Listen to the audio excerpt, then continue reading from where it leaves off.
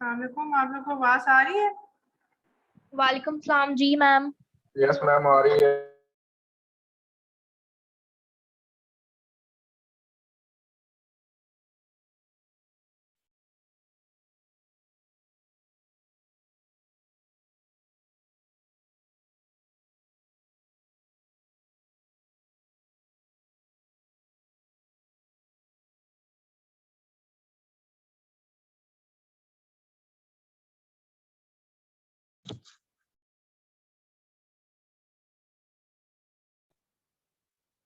आवाज आ रही है आप लोग को? Yes ma'am. Yes ma'am.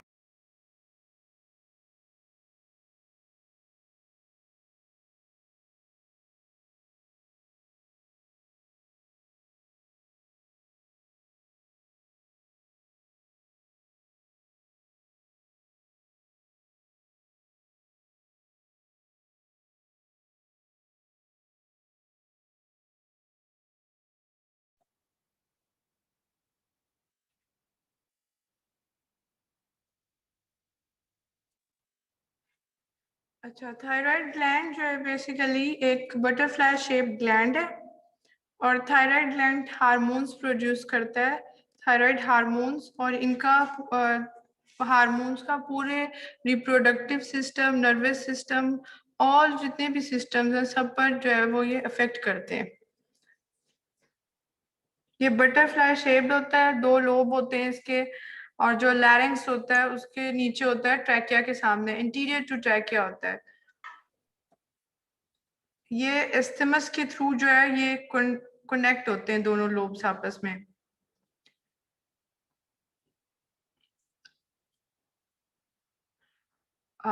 Role of thyroid gland. Thyroid gland participates in normalizing growth and development and energy levels and proper functioning and maintenance of tissues and organs. जितने भी body के tissues and organs हैं उन पर भी इसका effect है।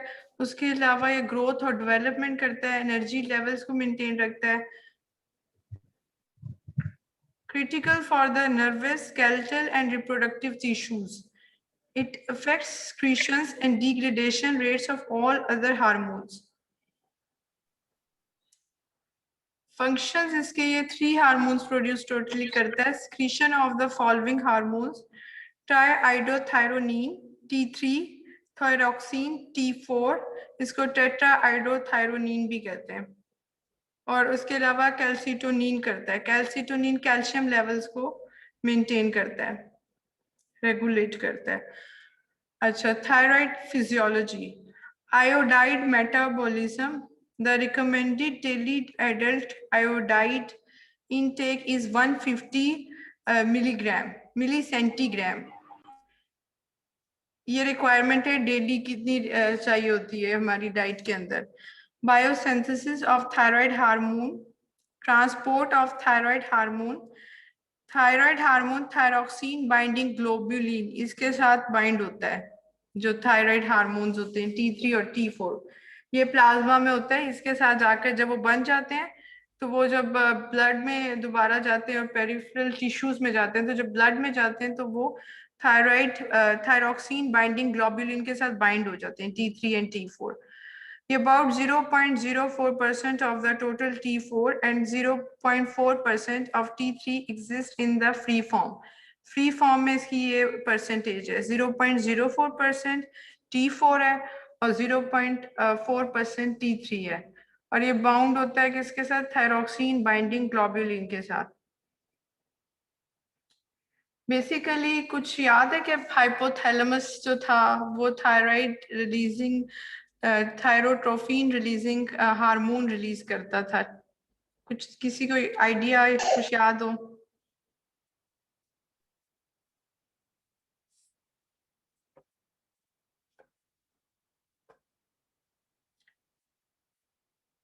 ये किसी को याद है कि जो हाइपोथैलेमस जो मैसेज देता था पिट्यूटरी ग्लैंड को कि रिलीजिंग हार्मोन रिलीज करता था, जिसको थायरोट्रोफिन रिलीजिंग हार्मोन कहते थे, वो पिट्यूटरी ग्लैंड के इंटीरियरली जाकर अफेक्ट करता था।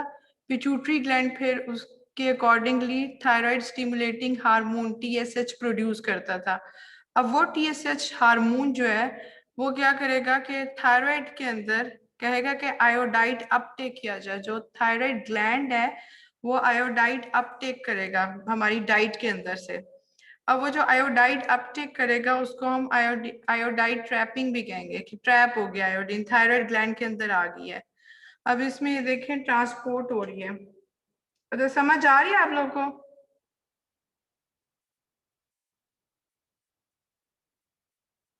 जी मैम। आवाज Yes, आ रही ma'am. है? हमारी को समझ। Yes ma'am. अच्छा, आयोडाइड हमारी डाइट में है। आयोडाइड ट्रांसपोर्ट होकर आयोडाइड अंदर आ जाएगा थायराइड ग्लैंड के अंदर। ये थायराइड ग्लैंड है। थायराइड ग्लैंड के अंदर ऐसे गोल गोल से फॉलिकल सेल्स होते हैं। ठीक है, फॉलिकल सेल्स क्या होते हैं? जो इनको फॉलिकल सेल क्यूबाइडल सेल्स होते हैं जो फॉलिकल्स बना रहे होते हैं, गोल गोल शेप के फॉलिकल्स होते हैं। और वो मैं एक एक्स्ट्रा स्लाइड बाद में बीच में डाल दूंगी। राउंड राउंड से फॉलिकल्स होते हैं ग्लैंड के अंदर।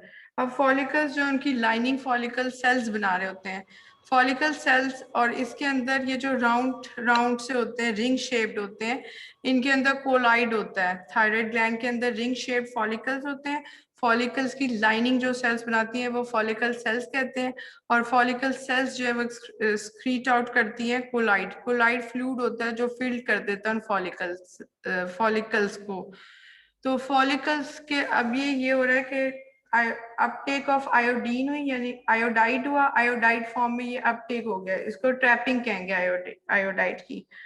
आयोडाइड ने ट्रैप कर लिया इसको। और पर ऑक्सीडेज की एंजाइम्स की प्रेजेंस में ऑक्सीडेशन होगी आयोडाइड की और ये आयोडीन बन जाएगा। ये इसका पहला स्टेप था। जब अपटेक हुआ आयोडाइड उसकी ट्रैपिंग होगी। दूसरा स्टेप जिसमें उसकी ऑक्सीडेशन होगी वो आयोडीन बन गया। अब आयोडीन जो है उसकी जो तीसरा होगा वो ये होगा कि आयोडीन जो है वो आयोडाइड ऑर्गेनिफिकेशन हो जाएगी। यानी आयोडीन जो बन चुका है आयोडाइड से, अब वो आयोडीन जो है वो जाकर थायरोग्लोबुलिन के साथ जाकर बाइंड हो जाएगा, इनकॉर्पोरेट हो जाएगा। ये जो लिखा हुआ है थायरोग्लोबुलिन, बेसिकली ये वाला जो प्रोसीजर है जिसमें आयोडीन जो है वो थायरोग्लोबुलिन में इनकॉर्पोरेट हो रहा है, ये उस कोलाइड के अंदर हो रहा होता है। मैंने बताया था फॉलिकल सेल्स होते हैं रिंग शेप। उन फॉलिकल सेल्स की लाइनिंग जो है वो follicle cell ring shapes follicles होते हैं और फॉलिकल सेल से बने हुए होते हैं। फॉलिकल सेल जो है वो कोलाइड रिलीज करता है। वो कोलाइड फील्ड होते हैं। वो कोलाइड एक फ्लूइड है और उसका एक हिस्सा जो है वो थायरोग्लोबुलिन है। यानी थायरोग्लोबुलिन भी फॉलिकल सेल्स प्रोड्यूस कर रहे हैं, स्क्रीट कर रहे हैं। अब ये थायरोग्लोबुलिन इसलिए इंपॉर्टेंट होता है कि ये एक सबस्ट्रेट के तौर पर एक्ट कर रहा है, यानी यहाँ आयोडीन आकर इनकॉर्पोरेट हो रहा है। इसके अंदर से टायरोसिन एक रेजिड्यू है जो थायरोग्लोबुलिन उसको देगा टायरोसिन अपने अंदर से। और आयोडीन और टायरोसिन मिलके जो है वो MIT-DIT बनाएंगे, या मोनो आयोडाइट टायरोसिन और डाई आयोडाइट टायरोसिन, ये कंबाइंड बनाएंगे। अगर तो एक मॉलिक्यूल आयोडीन का मिलेगा टायरोसिन के साथ तो मोनो बना जाएगा। और अगर दो मॉलिक्यूल्स एड अप होंगे, दो मॉलिक्यूल्स मिलके अगर आयोडीन के दो मॉलिक्यूल्स यूज होंगे तो वो डाई आयोडाइट टायरोसिन बनाएगा। और ये थायरोग्लोबुलिन के साथ ये अटैच होगा, ये MIT-DIT। फिर क्या होगा कि MIT-DIT यानी मोनो आयोडाइट टायरोसिन अपना एक मॉलिक्यूल, अगर इसका एक यूज होगा और ये क्या बनाएगा T3T4 बना देगा। या फिर दोनों मॉलिक्यूल्स, एक मॉलिक्यूल MIT का यूज होगा और एक DIT का यूज होगा। एक मोनो आयोडाइट टायरोसिन का और दूसरा डाई आयोडाइट टायरोसिन का यूज होगा।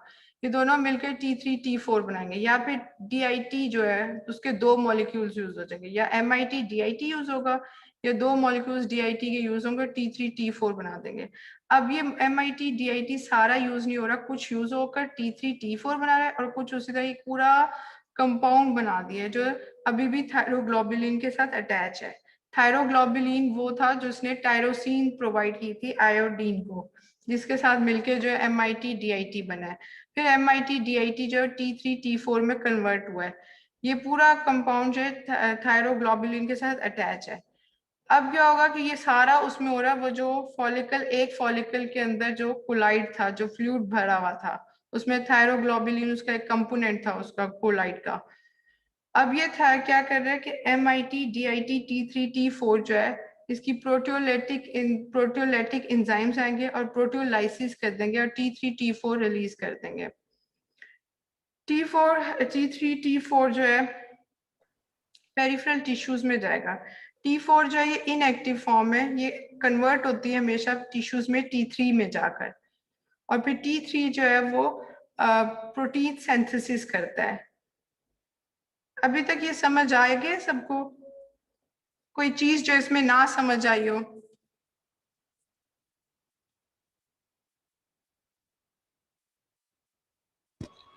यस मैम आ गई है।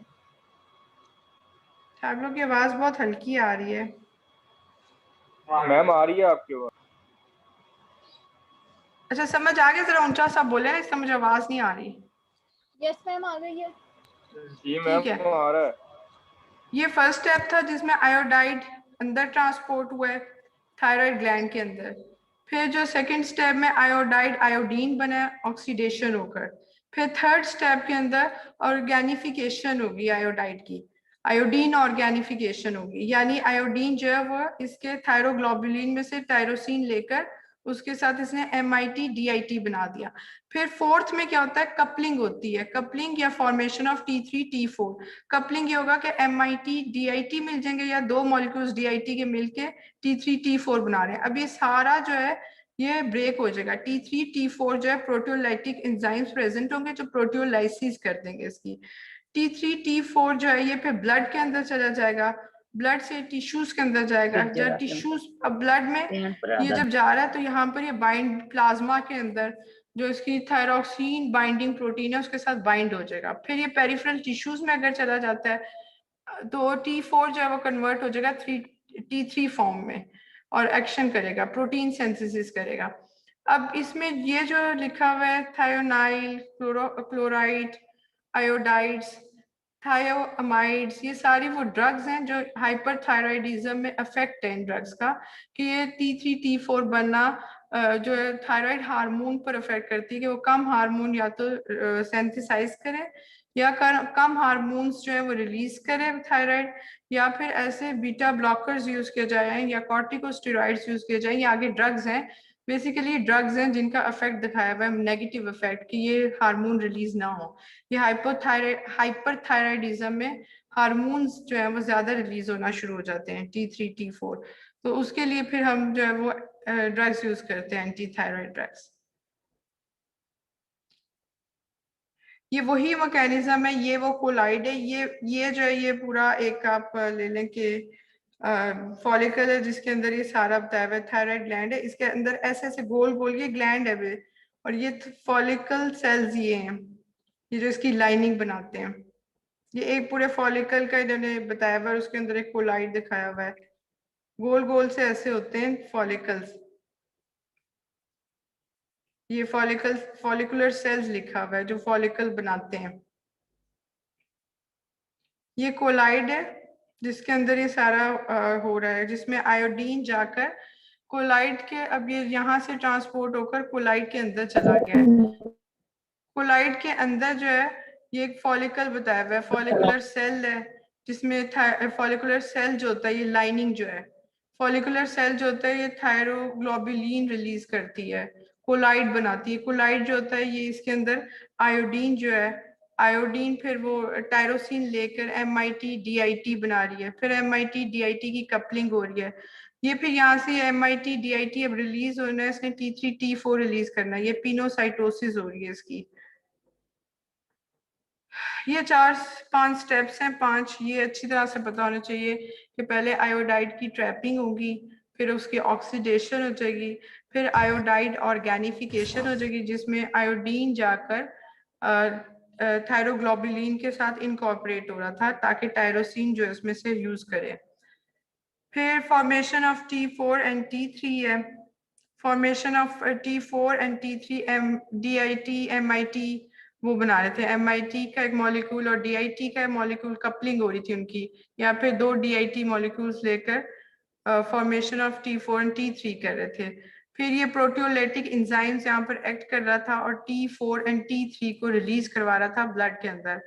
फिर वो पेरिफेरल टिश्यूज में जा रहे थे जहाँ T4 की कन्वर्जन होती दोबारा T3 के अंदर। ये वही पाथ लिखा हुआ है, peripheral metabolism of thyroid hormone.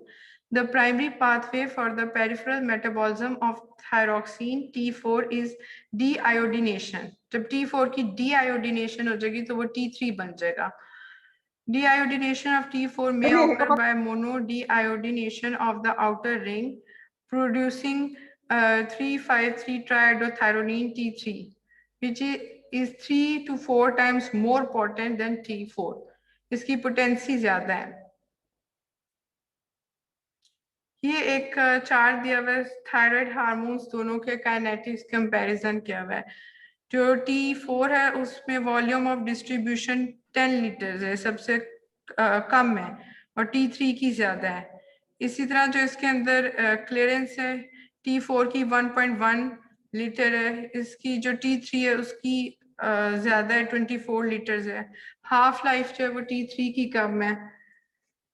Biological potency जो है वो T3 की ज्यादा है, T4 की कम है। फ्री फॉर्म जो है वो T3 की ज्यादा एग्जिस्ट करती है, T4 कम है।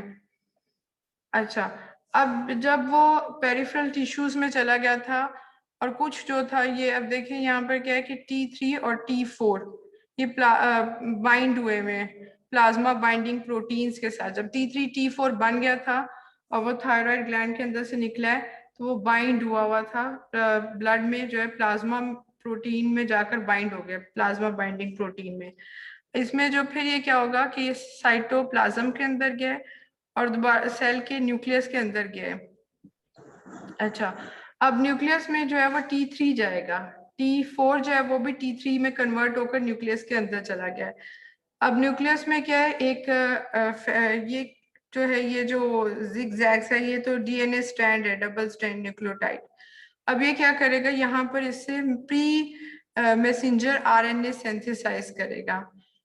ये यहाँ पर एक फैक्टर है, फैक्टर जो है ये वो ट्रांसक्रिप्शन फैक्टर है। जब जो डीएनए डबल स्ट्रैंडेड डीएनए जिसमें 2 न्यूक्लियोटाइड्स होती हैं, जब वो सिंगल आरएनए मैसेंजर आरएनए बनाता है तो उस वक्त जो है उसके लिए उस प्रोसेस को ट्रांसक्रिप्शन कहते हैं, और उसमें ट्रांसक्रिप्शन फैक्टर यूज होता है और उसके ऊपर एक रिसेप्टर लगा हुआ है आर। ये इस रिसेप्टर के ऊपर जाकर ये ट्राइडोथायरोनिन जो है T3 ये इसके ऊपर अटैच हो जाएगा। फिर यहाँ पर ये एक प्रमोटर होता है जो कि जीन प्रमोशन करता है। ये क्या कर रहा है कि अब यहाँ पर एक एंजाइम एक्ट करेगा, पॉलीमरेज एंजाइम, और वो मैसेंजर आरएनए इसको बनाएगा। पहले प्री मैसेंजर आरएनए बनाया और फिर मैसेंजर आरएनए बनाया, और फिर मैसेंजर आरएनए से जब प्रोटीन्स बनती है तो इसको ट्रांसलेशन कहते हैं। यानी पहले ट्रांसक्रिप्शन हुई है, फिर ट्रांसलेशन हुई है, और फिर ये प्रोटीन्स अपना रिस्पॉन्स शो करेगी। इसलिए थायराइड हार्मोन जो है वह ग्रोथ एंड डेवलपमेंट हर चीज में थायराइड हार्मोन का रोल होता है। ये समझ आई है आपको? Yes ma'am. यस मैम आ गई है। Okay ma'am. बहुत ऐसा मुझे आवाज आ रही है, आप लोग को मेरी आवाज ठीक जा रही है? यस मैम आपकी Yes, आवाज ma'am. ठीक आ रही है। यस मैम आपकी आवाज ठीक आ रही है। यस मैम, आपकी आवाज ठीक आ रही है। अच्छा, तो इस तरह जो है वो जेनेटिक जीन लेवल पर इन्होंने बताया कि किस तरह T3 जो है वो with the help of its receptor factor और प्रमोटर के थ्रू जो है ये इन्होंने एक टेम्पलेट बनाया। टेम्पलेट वो फ्रेम होता है जिसके थ्रू प्रोटीन्स बना रहा है। वो पहले जो है वो ट्रांसक्रिप्शन की है, जब आरएनए मैसेंजर आरएनए बन गया, और मैसेंजर आरएनए से फिर प्रोटीन बनी है, ट्रांसलेशन उसको कहेंगे। हाइपोथायराइडिज्म होगा जब थायराइड ग्लैंड जो है कम हार्मोन्स प्रोड्यूस करना शुरू कर देगा। Syndrome resulting from deficiency of thyroid hormones and is manifested largely by a reversible slowing down of all body function. अब बॉडी फंक्शन सारे स्लो डाउन हो जाते हैं तो बंदा जो है वो स्लगिश हो जाता है, लेथार्जिक हो जाता है और वेट गेन हो जाता है इसके अंदर। जो इसका स्ट्राइकिंग फीचर है। There is a striking retardation of growth and development, dwarfism होगा बच्चों के अंदर, और सिवियर मिट्रल रिगर्जिटेशन होगी। मिट्रल वॉल्व होता है हार्ट के दो एट्रियम और वेंट्रिकल के दरमियान, उस वॉल्व के अंदर जो है वो डिफेक्ट हो जाएगा और वेंट्रिकल से एट्रियम में आना शुरू हो जाएगा ब्लड, तो ये मिट्रल रिगर्जिटेशन कहते हैं, एमआर से शो किया हुआ है। तो बेसिकली हाइपोथायराइडिज्म वो है कि जिसमें थायराइड ग्लैंड ने कम हार्मोन्स प्रोड्यूस किए हैं। ये एक तस्वीर दी हुई है जिसमें जो है वो हाइपोथायराइडिज्म बताया हुआ है before treatment and after 18 month treatment के बाद उसका इफेक्ट बताया हुआ है। अच्छा, अब हार्मोन लेवल कम हो गए तो हार्मोन रिप्लेसमेंट थेरेपी यूज की है, यानी हार्मोन बाहर से हमने सिंथेटिक हार्मोन बनाकर उनको दे दिए हैं क्योंकि उनमें हार्मोन की कमी है। Synthetic levothyroxine, synthetic T4। अब इसमें दो हार्मोन्स बताए, एक सिंथेटिक T4 बनाया है और दूसरा एक सिंथेटिक लायोथायरॉक्सिन बताया। ये सिंथेटिक T3 है। लायोथायरोनिन बताया है और दूसरा जो है वो लेवोथायरॉक्सिन बताया हुआ है। T3 और T4, एक सिंथेटिक T4 जो है ये इसके ब्रांड नेम्स हैं, ये सारे जो लिखे हुए, levothroid, synthroid. Hormonal replacement therapy के तौर पर यूज हो रहा है in hypothyroid patients. Infants and children required more T4 per kg body weight than adults. Adults के मुकाबले में जो infants और children होते हैं उनको ज्यादा जरूरत होती है T4 per kg body weight, तो synthetically उनकी डोज ज्यादा होगी। Average dose for an infant is 10 to 15 micrograms per kg per dose। जो एवरेज डोज फॉर एडल्ट होगी वो 1.7 माइक्रोग्राम्स होगी। अच्छा, इसको हम डेली यूज करते हैं, वंस अ डे ये देते हैं।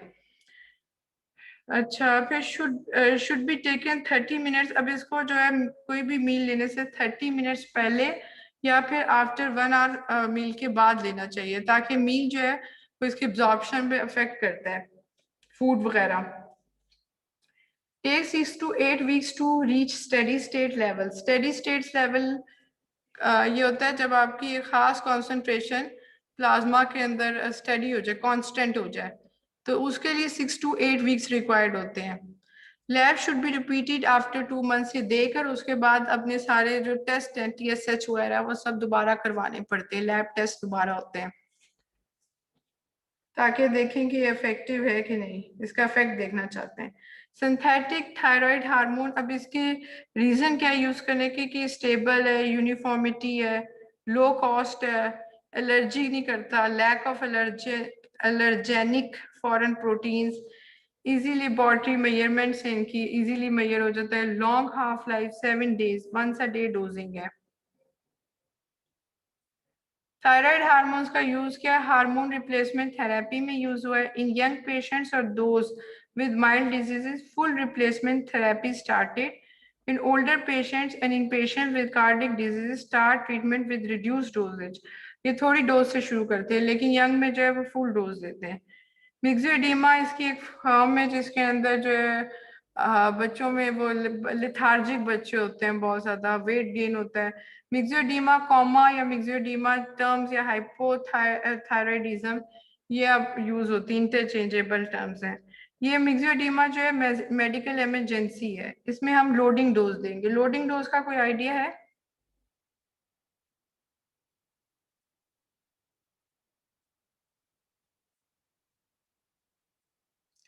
लोडिंग डोज होती है कि जब हमें इनिशियली हम ज्यादा डोज दे देते हैं किसी भी चीज के, ताकि प्लाज्मा के अंदर कंसंट्रेशन जो है वो कांस्टेंट हो जाए फौरन ही।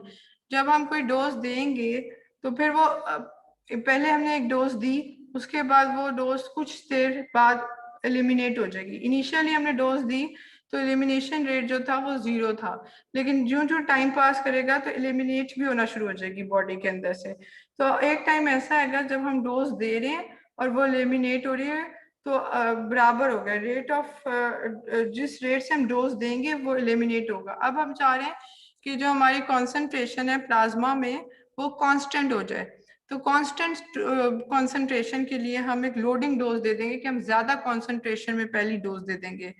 और फिर पहली डोज जब हम ज्यादा दे देंगे किसी ड्रग की तो वो प्लाज्मा के अंदर कांस्टेंट हो जाएगी, वो सारी की सारी एलिमिनेट नहीं हो जाएगी, एलिमिनेट तो थोड़ी सी होनी है, तो वो उस कांस्टेंट स्टेट को फिर दोबारा मेंटेन रखने के लिए हम मेंटेनेंस डोज देते हैं, यानी रेगुलर थोड़ी थोड़ी डोज देते हैं।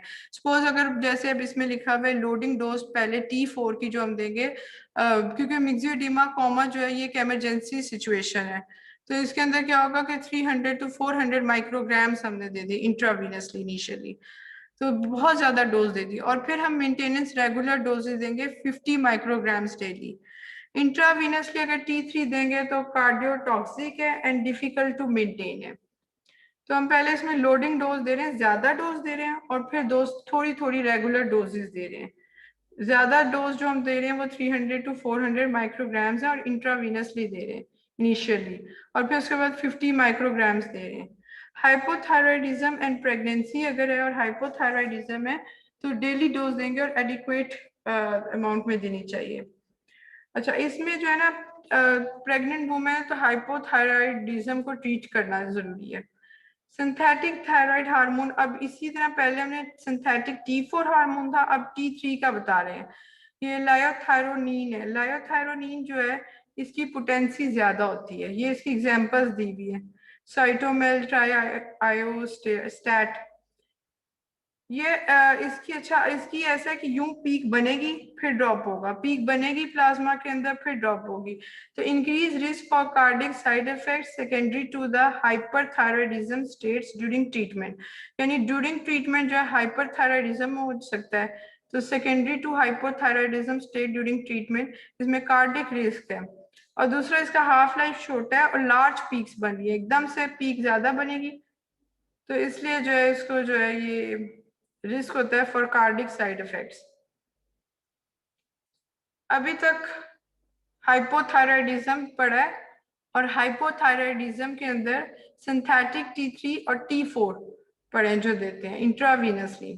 अब है हाइपरथायराइडिज्म, अब हाइपरथायराइडिज्म में वो सारी ड्रग्स आ जाती हैं, और इसके अंदर जो है थायराइड जो है वो हार्मोन जितना चाहिए उससे ज्यादा T3 T4 की प्रोडक्शन शुरू कर दी है। अभी तक सब कुछ समझ आया है, कोई चीज जो ना समझ आई हो? मैम सब क्लियर है। यस मैम सब अच्छा, clear है। हाइपरथायराइडिज्म में thyroid disorder caused bye antibody mediate auto immune reaction. Auto immune reaction ये होते हैं कि गलती से जो हमारा इम्यून सिस्टम होता है वो मिस्टेकनली अपनी हेल्दी टिश्यूज या हेल्दी टिश्यूज के अगेंस्ट एंटीबॉडीज बनाना शुरू कर देता है, तो ऑटो एंटीबॉडीज बनाता है, auto immune system, auto immune diseases इनको कहते हैं, रिएक्शन कर जाता है, और इससे हाइपरथायराइडिज्म हो जाता है। लेकिन वो एंटीबॉडीज जो ऑटो एंटीबॉडीज बना रहा है उसकी ट्रिगरिंग सोर्स क्या है कि जिसकी वजह से वो ट्रिगर हो रहा है वो नहीं पता, अननोन है। ये एक कंपैरिजन दिया हुआ है मुख्तलिफ टिश्यूज के ऊपर, हार्ट पर, ब्लड वेसल्स, पेरिफेरल ब्लड पर, किडनीज पर, ब्रेन के ऊपर। अच्छा, ये सारे वो दिए हुए कि इनका क्या इफेक्ट है, जैसे फॉर एग्जांपल हाइपरथायराइडिज्म और हाइपो और हाइपर में कंपैरिजन है। हाइपर में हर चीज यूजुअली इंक्रीज करती है, वैसे पेरिफेरल वेस्कुलर रेजिस्टेंस डिक्रीज करती है, लेकिन सब कुछ इसके अंदर इंक्रीज हो रहा है।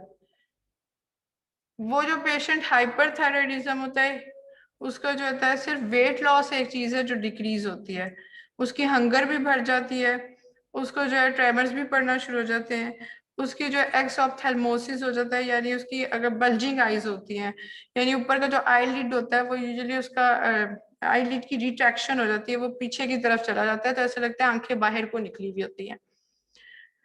और जो हाइपो होता है उसके अंदर उसका वेट गेन होता है और बाकी हर चीज जो है उसकी कम होती है। हाइपर में हर चीज ज्यादा होती है लेकिन वेट जो होता है वो उसका कम होना शुरू हो जाता है, जबकि हाइपो में हर चीज कम हो रही है, यूजुअली सिर्फ पेरिफेरल वेस्कुलर रेजिस्टेंस बताया हुआ है ज्यादा हो रही है। हाइपो में हर चीज कम होती है लेकिन उसमें क्या वेट गेन कर लेता है बंदा जो हाइपो होता है, और लिथार्जिक होता है, वो काम करने को दिल नहीं चाहता, कोल्ड इंटॉलरेंस होती है उसके अंदर, जबकि ये हाइपर में स्वेटिंग हो रही होती है उसको बहुत ज्यादा। ये एक दूसरे का ऑपोजिट है। ये समझ आ गया क्या हाइपर थायराइडिज्म? जी मैम। अब एंटी थायराइड ड्रग्स क्या हैं? Thioamides, iodides, radio active iodine, beta adreno receptor blocking agents. इसमें थायोअमाइड्स का बता रहे हैं।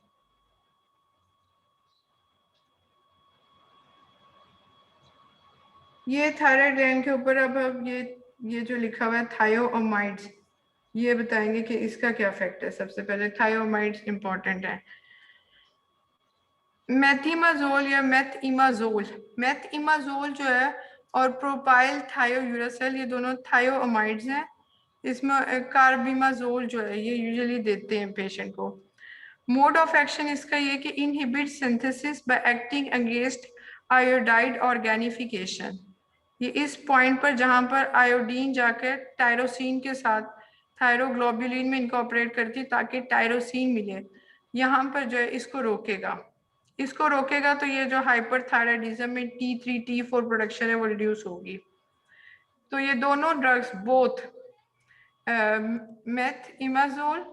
मेथिमाजोल और प्रोपाइल थायोयूरासेल, ये दोनों जाकर इस पर इफेक्ट करेंगी। कपलिंग ऑफ आयोडोटायरोसिन, जब आयोडोटायरोसिन कपलिंग हो जाएगी और ये MIT DIT बनेंगे तो इस पर भी इफेक्ट करेगी। एक तो वो इफेक्ट कर रही है ऑर्गेनिफिकेशन पर और फिर कपलिंग पर भी उनकी।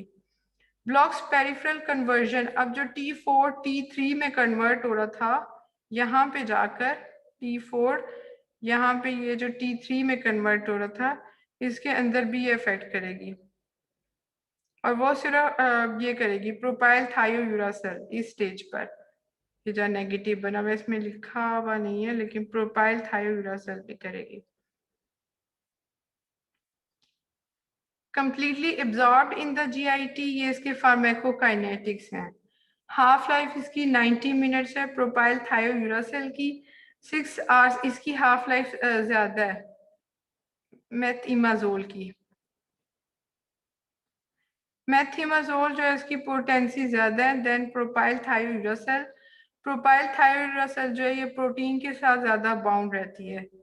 एक्सक्रीशन जो है किडनीज में 24 आवर में जो है ये सारी प्रोपाइल थायोयूरासेल एक्सक्रीट आउट हो जाएगी, लेकिन मेथिमाजोल जो है वो 48 आवर्स लेगी।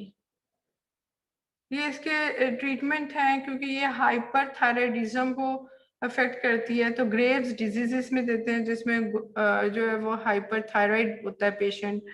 उसके अलावा टॉक्सिक न्यूड्यूलर ग्वाइटर, एक ग्वाइटर होता है जब ग्लैंड आपका यूनिफॉर्मली जो है उसकी ग्लैंड जो है वो एनलार्ज्ड हो जाता है तो वो आपका ग्वाइटर हो गया, जब एनलार्जमेंट ऑफ द ग्लैंड। लेकिन टॉक्सिक न्यूड्यूलर ग्वाइटर क्या होता है कि लोब्स छोटे छोटे कुछ ग्वाइटर अगर टच करने से पता चलता है, जब उनका एग्जामिन करते हैं तो उनके जो है ना लंप से बने हुए होते हैं, कई तरह की गुठलियां सी अंदर बन जाती हैं, उनको मल्टीपल न्यूड्यूलर कहते हैं। या फिर एक सिंगल एक साइड पर ज्यादा बड़ी एक लंप सा बना हुआ होगा तो वो जो है वो टॉक्सिक न्यूड्यूलर ग्वाइटर होता है। अगर वो सिर्फ आप जब उसको एग्जामिन करते हैं तो वो पता चलता है कि नोड्यूल्स बने हुए, लम्प्स बने हुए। Pre operatively thyroid toxic patients में देते हैं और इसको usually along with radio active iodine के साथ देते हैं। रेडियो एक्टिव आयोडीन आगे आएगा, वो I-131 होता है, रेडियो आइसोटोप्स, उसके साथ इसको दे देते हैं। एडवर्स इफेक्ट्स क्या है कि मैक्यूलो पेपुलर रैश हो जाता है, छोटे छोटे रेड तरह के रैशेस बन जाते हैं छोटे छोटे। बिनाइन ट्रांजिएंट ल्यूकोपीनिया हो जाता है, यानी जो WBC ल्यूकोसाइट्स हैं स्पेशली ल्यूकोसाइट्स कम हो जाते हैं इसके अंदर। ए ग्रेनुलोसाइटोसिस, इसके अंदर न्यूट्रोफिल्स जो है वो उनकी एक इफेक्ट हो जाएगा, काउंट नंबर ऑफ न्यूट्रोफिल्स जो है वो इसमें जो है वो नॉर्मल नहीं होंगे। हेपेटाइटिस कर सकता है, पॉलीथायोयूरासेल कोलेस्टेटिक जॉन्डस कर सकता है, यानी जो लिवर जब बाइल को निकाल नहीं सक रहा बिलियरी ट्रैक के थ्रू, या तो कोई गॉल स्टोन्स वगैरह बन गए तो उसकी वजह से जॉन्डस हो गया है मेथिमाजोल की वजह से। ये इसके एडवर्स इफेक्ट्स हैं। वेस्कुलाइटिस है, ल्यूपस लाइक सिंड्रोम है। ल्यूपस लाइक सिंड्रोम ये होगा कि ड्रग की वजह से जो है वो ऑटो इम्यून जो आपका इम्यून सिस्टम है वो एंटीबॉडीज बना रहा है हेल्दी टिश्यूज के अगेंस्ट। जब हेल्दी टिश्यूज के अगेंस्ट एंटीबॉडीज बनना शुरू हो जाए और वो उसका कॉज कोई ड्रग हो कि ड्रग ली थी, बहुत अरसे से ड्रग लिए जा रहे हैं, तो उसके अगेंस्ट इम्यून सिस्टम अब में उसको मिस्टेकनली जो है किसी भी हेल्दी टिश्यू था उसके अगेंस्ट जो है एंटीबॉडीज बनाना शुरू कर दी हैं। तो वो ड्रग जो है वो कॉज है, उसकी वजह से ल्यूपस लाइक सिंड्रोम या ड्रग ल्यूपस लाइक सिंड्रोम हो जाता है, ड्रग इंड्यूस्ड, कि ड्रग की वजह से, ड्रग लेने की वजह से ये हुआ है कि उसने गलती से जो इम्यून सिस्टम अब वो क्या है वो एंटीबॉडीज बना रहा है हेल्दी टिश्यूज के अगेंस्ट। इस तक अभी तक आपको सब क्लियर है? कोई चीज जो पूछनी हो? नो मैम क्लियर है। ये वो आयोडीन 131 है, रेडियो एक्टिव। प्रिपरेशन इसकी सोडियम आयोडाइड 131 है। इसमें जो है mode of action trapped within the gland and enter intracellularly and liver strong beta radiations destroying the follicular cells. ये रेडिएशंस, स्ट्रॉन्ग बीटा रेडिएशंस के थ्रू जो follicle cells को destroy करता है। ये इसकी रेंज बताई हुई है 400 to 2000 माइक्रोमीटर। क्लिनिकली ये ज्यादातर जो है कैंसर में देते हैं, जो थायराइड कैंसर होते हैं, और Graves primary inappropriate thyroid cancers. अच्छा, अब ये जो होता है ना हार्मोन T3 T4 बन रहा है, ये हमारी बॉडी में ना वैसे भी स्टोर रहता है। तो ये आस्ता आस्ता अगर डेफिशिएंसी हो जाती है तो ये आस्ता आस्ता आस्ता आस्ता पूरी होती रहती है। तो बहुत अरसा जब डेफिशिएंसी 2 महीने आराम से गुजर जाते हैं, उसके बाद फिर ये इसको डिटेक्ट करना काफी मुश्किल हो जाता है कि अनटिल एंड अनलेस आप जब जो TSH T3 T4 levels check करवाएंगे तो फिर हमें पता चलेगा कि अच्छा इसमें जो है वो ये या कोई इसका कोई सिम्टम बंदे को, कोई उसको टायर्डनेस हो गई है, कोई वो लिथार्जिक हो गया है, और ये तो डिटेक्ट फिर तब होता है जब हम इसके लेवल्स चेक करते हैं ब्लड में। अच्छा, इसके एडवांटेज क्या है कि इजीली एडमिनिस्ट्रेशन है, इफेक्टिवनेस है, लो एक्सपेंस है, एब्सेंस ऑफ पेन है।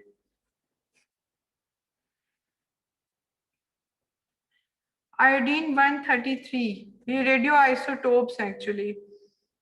Thioamides should be given initially and stop 5 to 7 days before radioactive iodine administration. पहले उसके साथ दे रहे थे इसको, अगर आपको याद हो, थायोमाइड्स के साथ।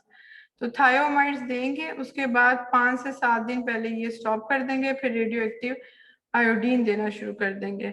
Radioactive iodine 131 iodine dosage generally ranges between 80 to 120 microcenti per gram of estimated thyroid weight. Corrected for uptake. May be repeated after 6 months. 6 months के बाद ये रिपीट करनी पड़ेगी। परमानेंट हाइपोथायरॉयडिज्म हो सकता है इससे, कि इतनी ज्यादा दे दी, ये हाइपरथायरॉयडिज्म में दे थे, लेकिन अब ये क्या हो गया, इससे हाइपोथायरॉयडिज्म हो गया। Potential for genetic gene damage कर सकता है, में प्रेसिपिटेट द थायराइड क्राइसिस, और कभी कभी ये भी हो सकता है कि इतनी थायराइड क्राइसिस कर दे, यानी थायराइड हार्मोन बहुत ही ज्यादा उल्टा प्रोड्यूस करना शुरू कर दे, स्क्रीट करना शुरू कर दे। Anion inhibitors, monovalent anions such as perchlorates, pertechnates, and thiocyanates can block uptake of iodide by the gland. ये वाली जो शुरू में जो ये आयोडाइड का अपटेक ही कम कर दिया है। हाइपरथायरॉयडिज्म में का जो सोर्स था आयोडीन, जो था T3 T4 बनाने में जो मेन रोल था आयोडीन, वो आयोडाइड भी अपटेक नहीं कर रहा थायराइड, तो ये उसको ना अफेक्ट कर रहा है कि अपटेक ना करे, ताकि T3 T4 ज्यादा ना रिलीज हो।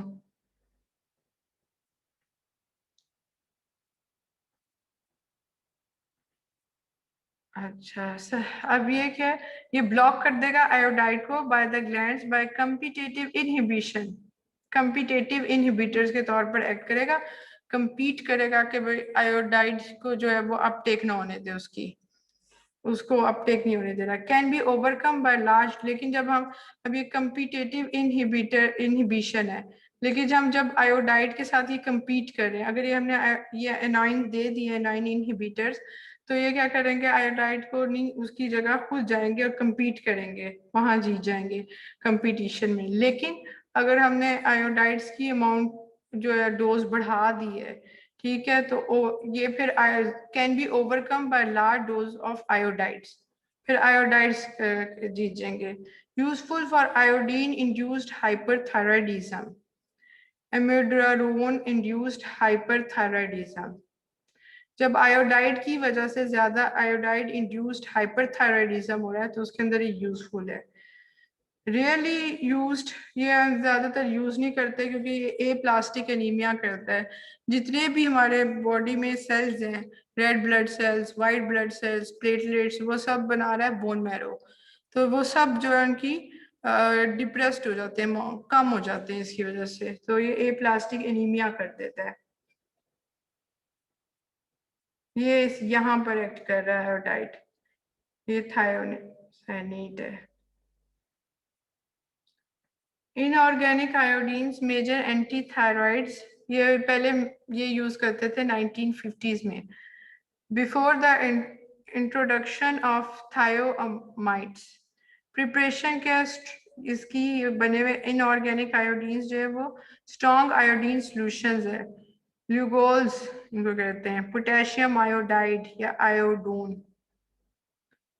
इनऑर्गेनिक आयोडीन्स ये इफेक्ट कैसे करते हैं, actually blocks release of thyroid hormone from the gland by inhibiting the thyroglobulin proteolysis. ये थायरोग्लोबुलिन जब यहाँ पर ये प्रोटियोलाइसिस हो रहा है, इस पर इफेक्ट करेगा ये inorganic आयोडीन्स। Useful in thyroid storms, thyroid storm या थायराइड क्राइसिस एक ही चीज है। थायराइड स्टॉर्म जब हार्मोन्स बहुत ज्यादा लेवल में प्रोड्यूस होना शुरू हो जाए, तो useful in thyroid storms 2 to 7 days pre-operatively iodides decreases vascularity, size and fragility of the hyperplastic gland. Gland को जो है जो वो इनलार्ज हो चुका है, तो ये उसको क्या करेगा, उसकी वेस्कुलरिटी, साइज वगैरह डिक्रीज करेगा। Caution, it may delay onset of thioamide effect, should be given after initiation of the thioamides. The gland will escape from inhibition after 2 to 8 weeks.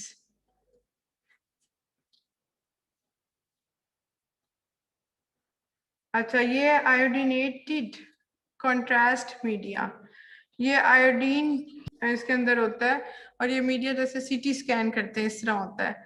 Iodinated contrast media ये orally भी दे सकते हैं, intravenously भी दे सकते हैं, रेक्टली भी दे सकते हैं। ये इसकी एग्जांपल्स 3 दी हुई आगे। आइपोडेट, आयोपेनोइक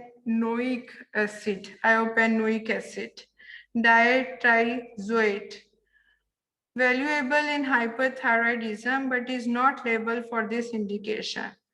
Mode of action, inhibit conversion of T4 to T3, जो T4 की conversion T3 में हो रही थी पेरिफेरल टिश्यूज में, लिवर, किडनी, ब्रेन, उसको नहीं होने देता ये। Another mode of action is due to inhibition of hormone release secondary to iodide levels in blood. ये as an adjunctive therapy के तौर पर या supportive therapy, initial therapy के साथ ये हेल्पिंग थेरेपी के तौर पर दे सकते हैं। थायराइड स्टॉर्म्स के अंदर, थायराइड स्टॉर्म्स में जब बहुत ज्यादा थायराइड क्राइसिस, बहुत ज्यादा हार्मोन रिलीज करने शुरू हो जाए, तो हमने बी याद रखना होता है कि बी मतलब यानी block of synthesis of the hormone, या तो उसके बनना ही हार्मोन्स ऐसा करें, कोई ऐसी ड्रग्स दे दें एंटी थायराइड ड्रग्स के हार्मोन ना बने, या फिर हम रिलीज ऑफ हार्मोन को ब्लॉक कर दें, या फिर हम उसके अंदर बीटा ब्लॉकर्स दें, तो वो सारे जो है वो इसको हार्मोन्स नहीं बनने देंगे, ये थायराइड स्टॉर्म में देते हैं। Beta blocker drugs, propranolol, metoprolol, atenolol. Mode of action क्या है, membrane stabilising action, inhibits T4 to T3, ये T4 से T3 में नहीं कन्वर्ट होने देते। Ameliorate में distributing side effects of may disturbing side effects of hyperthyroidism secondary to increase circulating catecholamines by blocking beta receptors. Catecholamines की circulating catecholamines को increase कर देगा। इंडिकेशंस क्या हैं? ग्रेव्स डिजीज में थायराइड स्टॉर्म में बीटा ब्लॉकर्स देंगे ताकि ग्रेव्स डिजीज में जब वो T3 ज्यादा बन रहा है पेरिफेरल टिश्यूज में तो उसको इनहिबिट करेगा, T4 को ये T3 में नहीं बनने देता, ब्लॉक कर देता है। Corticosteroids prednisone is given for patients with Graves' diseases. अच्छा, corticosteroids इसलिए भी दे रहे होते हैं कि वैसे ही जो पेशेंट होता है ना उसके एड्रीनल ग्लैंड्स में भी एड्रीनल इनसफिशिएंसीज हो जाती है, यानी हार्मोन प्रोडक्शन सही नहीं हो रही होती, कम हो जाती है, तो फिर कॉर्टिकोस्टेरॉइड्स उन पेशेंट्स को देते हैं। थायराइड पेशेंट्स यूजुअली कॉर्टिकोस्टेरॉइड्स पर होते हैं। दूसरा क्या होता है? Prednisone is given for patient with Graves disease. Ophthalmopathy हो जाती है ग्रेव्स डिजीजेस पेशेंट्स में, वो जो बल्जिंग आइज मैंने बताया कि अपर आईलिड जो है वो अंदर की तरफ इस तरह चला जाता है, पीछे की तरफ रिट्रैक्शन हो जाती है उसकी कि वो आई बॉल्स ऐसे लगते हैं, बहुत बड़े बड़े नजर आ रहे होते हैं। 1 मिलीग्राम पर केजी पर डे देंगे इसकी डोज, या 60 milligram per day 3 dividing doses दे देंगे।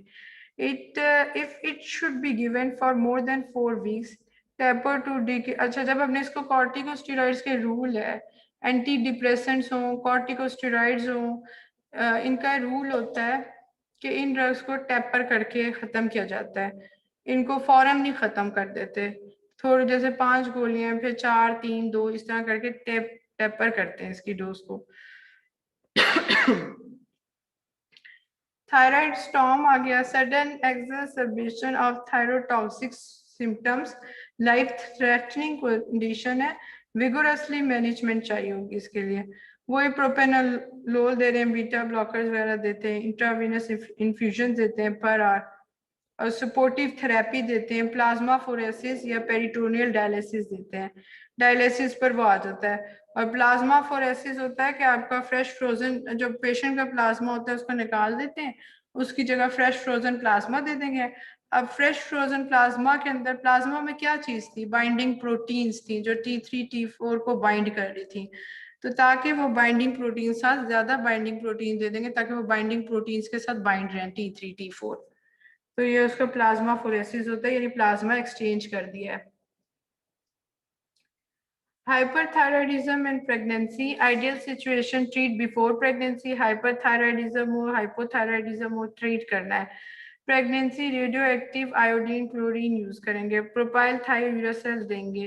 डोज लिमिटेशन बताई हुई है कि less than 300 milligrams per day. Methimazole alternative treatment है, फीटल स्कैल्प डिफेक्ट्स कर सकता है। अच्छा, implication of drugs, cautions use advice for those with cardiac diseases, hypertension and pregnant women. During pregnancy, treatment for hypothyroidism should be continue रखना चाहिए।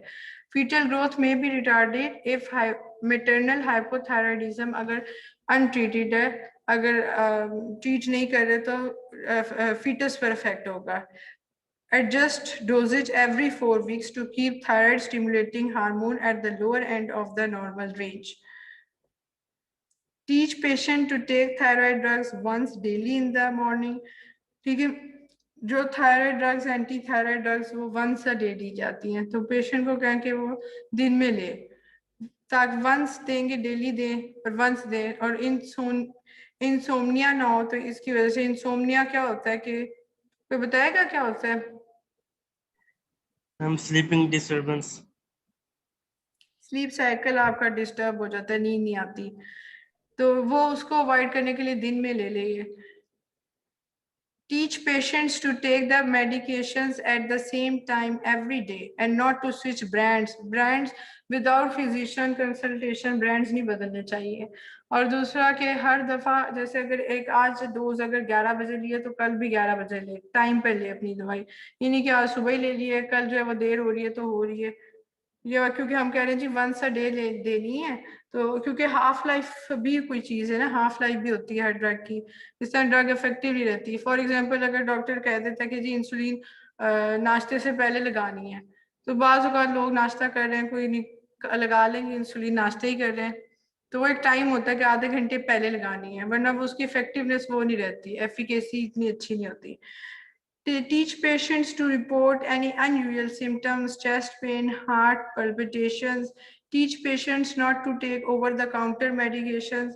Over-the-counter medications इसमें prescription physician की नहीं चाहिए होती है, safe drugs जो होती हैं, जो ऐसे ही मिल जाती हैं, without physician approval वो ज़्यादा नहीं लेनी चाहिए। Teach patients that therapeutic effect may take several months to occur. जब therapeutic effects के लिए इन drugs के काफ़ी टाइम लगता है। Thank you. अभी तक कोई चीज जो आपको ना समझ आई हो?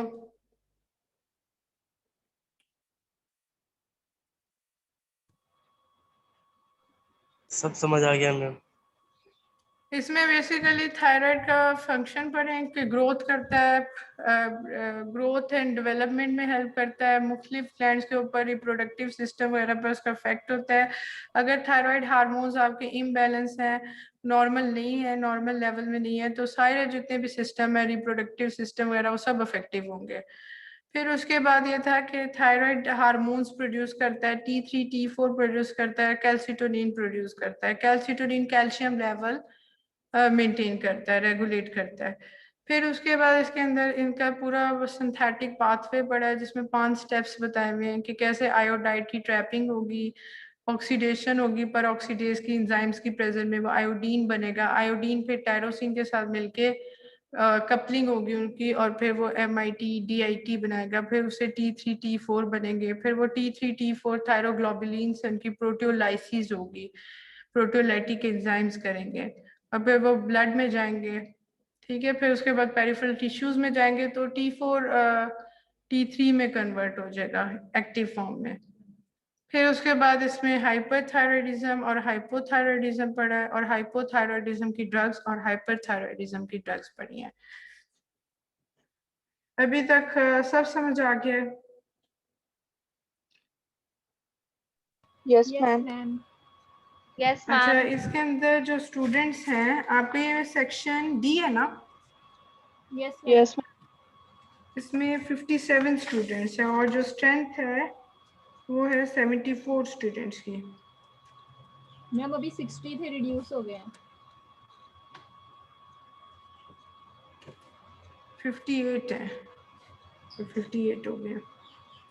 यस मैम, कुछ से पहले 60 थे। कोशिश करें कि स्ट्रेंथ जो है ना वो ज्यादा ही रहा करे। अच्छा, टेस्ट आप लोग का सैटरडे को कहा था ना? Yes ma'am. Yes ma'am. ठीक है, क्विज अब तक यहाँ तक थायराइड हार्मोन्स तक ही आएगा, जितना भी पढ़ लिया, ठीक है, यहाँ तक। तो अभी आपके पास दिन है, तो आप तैयार कर ले, स्लाइड्स अच्छी तरह पढ़ ले, और ज्यादातर इसी में से आएगा, ठीक है। Okay ma'am. थैंक यू जी, थैंक यू। ओके, और आपका 6 बजे होगा ना test? Yes ma'am. Yes, ma'am. ठीक है, ठीक। मैम क्या मैम एक क्वेश्चन, मैम ये कहा था कि वो मैं ग्रुप में नहीं ऐड हूँ, तो जरा वो लेक्चर वगैरह या कुछ इंफॉर्मेशन वगैरह शेयर करनी होती है, तो वो जरा। मुझे आपकी आवाज बिल्कुल भी नहीं आ रही, पता नहीं क्यों, ये कोई, जरा जोर से बोले। मैम मैं कह रहा हूँ कि मैं ग्रुप व्हाट्सएप ग्रुप में ऐड नहीं हूँ, तो लेक्चर्स वगैरह लेने होते हैं, PPT या कुछ इन्फॉर्मेशन शेयर करनी होती है, तो वो मुझे बता दें कि कौन ग्रुप एडमिन है। वो स्टूडेंट मुझे अपनी ID बता दे, मैं उससे अपना नंबर मेल कर देता हूँ, वो मुझे ऐड कर लेगा ग्रुप में। आप क्या कह रहे हैं कि LMS वाला? नहीं मैम, व्हाट्सएप ग्रुप की बात कर रहा हूँ मैम व्हाट्सएप क्या कह रहा है? आप लोग ऐड हैं व्हाट्सएप ग्रुप पे? मैम व्हाट्सएप ग्रुप तो बना हुआ है, लेकिन कुछ बच्चे ऐड नहीं है, तो वो यही कह रहे हैं कि एडमिन अपनी ID बता दे तो। अच्छा, ये फिर मैं ऐसा करती हूँ, व्हाट्सएप ग्रुप बना लेती हूँ जिसमें सारे लोग ऐड कर लेती हूँ, ठीक है? यस मैम, ये ठीक है। हाँ, सारे ग्रुप ऐड कर लेते, सारे स्टूडेंट्स तक, क्योंकि कुछ स्टूडेंट्स रह ना जाए। और आज ही आपको ना स्लाइड्स में फिर सारी शेयर कर लूंगी, ठीक है? Okay ma'am. हम सब पिछला लेक्चर आपको शेयर नहीं ना हुआ? नो मैम, लास्ट लेक्चर नहीं मिला। अच्छा, वो रिकॉर्डिंग्स में आज जाके, तो इंशाल्लाह आज ही आपको रात तक ना ये सेंड कर देती हूँ, ठीक है? और ग्रुप भी आज बना दूंगी। मैम हम सब LMS पे एनरोल्ड हैं, तो आप हमें LMS पे लेक्चर्स अपलोड कर दें। LMS पर एक्चुअली ना मुझे LMS का आइडिया ही नहीं है चलाने का, तो मैंने आज वो मैं पूछ रही थी इधर किसी से, ऑनेस्टली मुझे उसका पता नहीं है। मैं अब जाकर ही देखूंगी कि LMS किस तरह होगा। अगर तो LMS पर हो गया तो मैं कर दूंगी, वरना ग्रुप बना के उसमें शेयर कर दूंगी सारी स्लाइड्स। ठीक है ma'am, thank you so much. Okay जी, थैंक यू जी। ओके।